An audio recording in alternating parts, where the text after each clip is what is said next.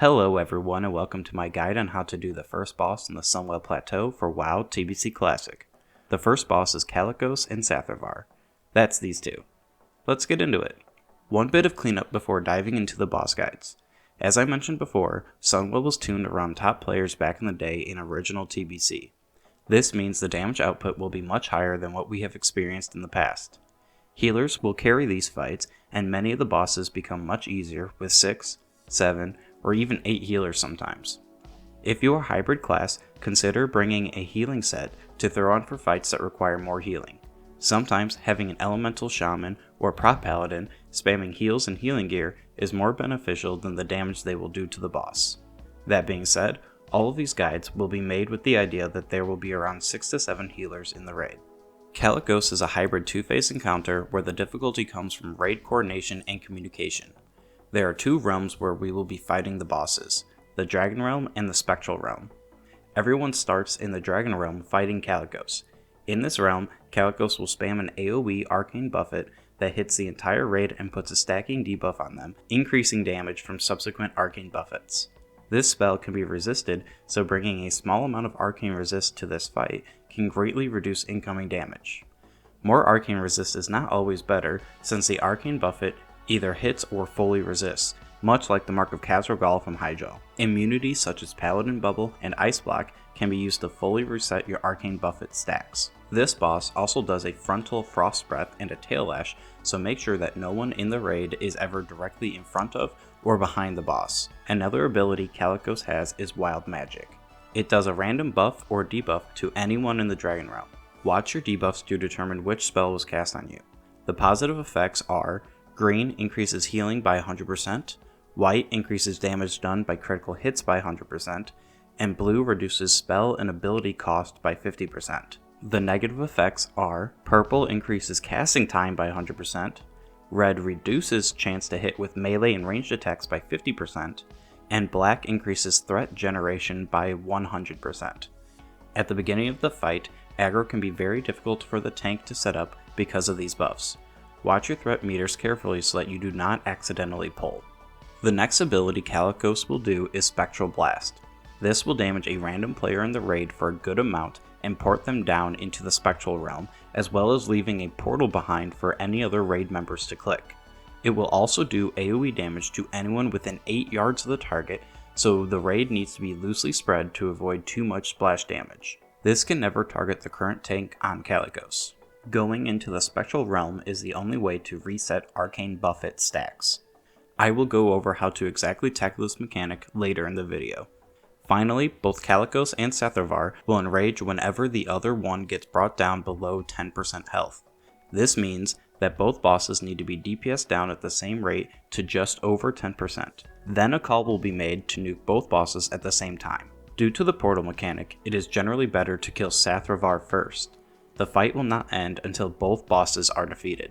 On pull, bring the boss to the side of the arena to minimize frost breath and tail swipe damage. The rest of the raid loosely spreads on their position number. Make sure that you are at least 8 yards away from each other. When it is your turn to get ported, you will be sent into the Spectral Realm for 60 seconds before you get ported back to the Dragon Realm. Once you re-enter the Dragon Realm, you will have a debuff called Spectral Exhaustion, which will make it so that you cannot be ported again for another 60 seconds. While you have this debuff, stack in the middle of the Dragon Realm on X for AoE healing. Remember to spread back out to your positions once the Spectral Exhaustion debuff wears off. Since everyone starts out in the Dragon Realm, it is usually easier to get damage done on Kalecgos. Save DPS cooldowns and lusts for when you are in the Spectral Realm to focus down Satharvar as quickly as possible. Damage will ramp up very quickly as arcane buffet stacks start getting higher and higher, so healers get ready to pump. Finally, Kalecgos can be taunted. Tanks will need to switch aggro on Kalecgos immediately after they leave the Spectral Realm in order to keep the arcane buffet stacks on the main tank as low as possible. A good way to make this easier is to use the Pally Tank Bubble to reset stacks before they go down a portal. On pull, have the main tank grab the boss. After the first portal spawns, the second tank will go down, which will start their 1-minute timer until they will be back up and can taunt the boss. After the second portal gets casted, the third Pally tank should bubble to reset their stacks and taunt Kalecgos off the main tank, who will then go and find the next available portal. By the time the third portal is casted, the second tank should be back in the Dragon Realm and can then taunt off the Pally tank. At this point, the tanks will taunt whenever they come back to the Dragon Realm, and that should keep the stacks on the tanks low enough to survive. Next is the Spectral Realm. Once you get ported, you will see an identical boss arena that will have the human form of Kalecgos fighting Sathervar. Kalecgos will tank the boss, but the first couple of people who are ported down need to watch their threat so that they do not pull before the tanks can arrive. Because of this, make sure that tanks and healers are always the first ones to click the portals. Kalecgos uses Revitalize, which puts a buff on anyone near him, which heals and restores mana. This buff can stack 2 times. Kalecgos has a decent amount of health, so the raid should utilize him tanking for as long as possible. However, if Kalecgos dies, then you lose the fight. Tanks need to watch his health, and if Kalecgos starts running low on HP, then the tanks need to taunt off of him. Sathervar does a lot of damage, so letting Kalecgos tank as long as possible is ideal. Sathervar does a Corrupting Strike, which hits the tank for 9k damage, plus puts a dot on them for even more damage. Plus, it stuns the tank for 3 seconds. Healers get ready to spam the tank when this happens. Sathervar will also do a Shadow Bolt volley on random targets that will splash damage to people near them. Finally, Sathervar will use Curse of Boundless Agony, which is a 30-second debuff on players that increases damage exponentially as the buff ticks down. At the beginning, the buff doesn't do that much damage, but it quickly ramps up over time. When the buff gets decursed, it will jump to a new player and begin its damage all over again. Decursers need to decurse this once the buff has 15 seconds left on it. This allows the debuff to tick down for as long as possible before the damage ramps up too high to be unhealable. These debuffs will last until the end of the fight, so all decursers need to keep an eye on this and decurse at the right time. Decursing early just wastes mana and a GCD, while decursing too late will be taxing on the healers. Once you get ported into the Spectral Realm, all raid members should loosely stack around Kalecgos and Sathervar. The first tank who goes into the Spectral Realm will need to taunt off of Kalecgos, since his threat is not that good early on in the fight. However, after that, tanks should not need to taunt unless Kalecgos starts running low on health. Tanks, make sure you call out before you taunt so the healers know that more damage will be incoming. After 60 seconds in the Spectral Realm, you will be ported back to the Dragon Realm. Remember to stack when you leave the Spectral Realm, since you will have another 60 seconds before you can be targeted by the portal again. Melee do not need to stack, however, since they will not be in range of the boss. Now I can finally explain how to set up groups for the portal mechanic.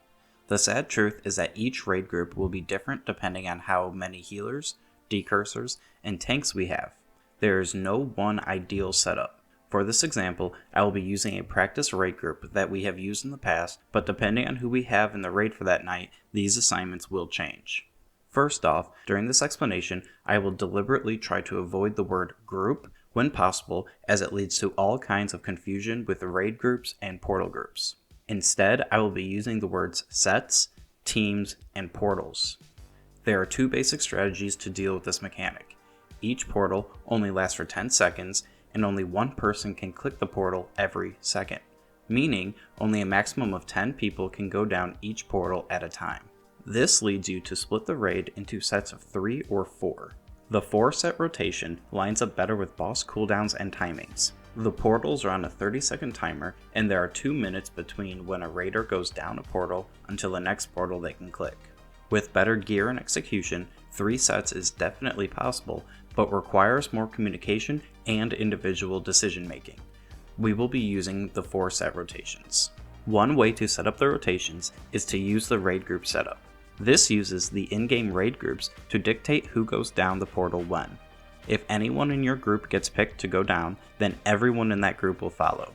For example, if the IDS priest gets ported, then all of raid group 2, which is the hunters and boomkin, will click the portal. This applies to every group except for group 5, which are assigned to specific portal numbers.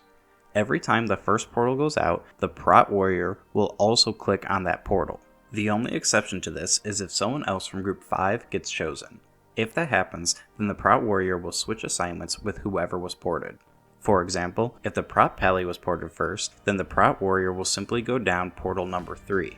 Whoever is designated as the free agent will go down whenever the Spectral Realm needs more healers. Each raid group has at least one healer and at least one decursor in it. Group 5 is made up of the 3 tanks and 2 healers. The portal assignments are made so that each portal will have a healer, a tank, and DPS in it, while the extra healers in Group 5 will be used to go down at specific timings to keep the raid topped off. The goal is to make sure that there are at minimum 3 healers in the Dragon Realm to help heal through Arcane Buffet and tank damage. Meanwhile, the Spectral Realm will need at least 2 healers in it, especially if a tank is taunting off of Kalecgos, and the last healer will be floating around as the free agent. Advantages of this setup is that each group guarantees a healer and a decursor, as well as being very simple. Just follow your raid group down if someone gets ported. The disadvantages are that you do not benefit from group buffs that much, since you end up with weird pairings like the Boomkin and the IDS with the Hunters. This strategy is also very inflexible. If you get unlucky with portals, you can end up in a situation where both Resto Shamans and the COH Priest are in the Spectral Realm at the same time, leaving no more AoE healers in the Dragon Realm. Another strategy is the team setup. This strategy attempts to maximize group buffs across the raid so you do not end up with weird assignments like before. This splits the raid into 2 sets of people, teams and portal masters. Each team is highlighted the same color, and if anyone from your team gets ported, then the rest of your team will follow. On the other hand, the portal masters go down the same portals every time regardless of who else got picked. Portal Masters 1 will always go down the first portal that spawns. Portal Masters 2 goes down the second, and so on. Each Portal Master has a tank and 1 to 2 healers in it, making sure that there are always tanks, healers, and decurses in the Spectral Realm. To best use the strategy, Portal Masters and teams will be assigned positions on where to stand while in the Dragon Realm. If a portal spawns near your position, then everyone who is assigned to a team should enter that portal. This is to help bait the portals to better locations for beneficial portal pairings. Advantages of this strategy are that group buffs remain intact and specific portals are assigned to specific healers, so it guarantees that a good spread of healers is in each realm at all times. The disadvantage is that it is much more complicated and groups can still end up being separated as the fight goes on. Ultimately, I think both strategies can work, but based on ease of execution, we will start with the raid group setup. However, if healer mana becomes an issue, then we may need to use the team setup so that the healer group can make use of the Shadow Priest. One thing I have not been able to verify or deny yet is if Thornlings can be used to bait the portals. If they do work for this boss, then we may use Thornlings for the first couple of portals to increase our chances of sending the correct groups. And that about wraps this up. This fight really comes down to communication and decision making. Everyone needs to know the portal mechanic and what their assignment is. If someone who is assigned to a specific portal gets sent down at the wrong time, then it needs to be called out immediately and everyone else will need to adjust accordingly. If you keep communication tight and master the portals, this boss will fall. Thanks for watching, and I will see you again in my next video for the next boss in Sunwell Plateau. Good luck out there, everybody.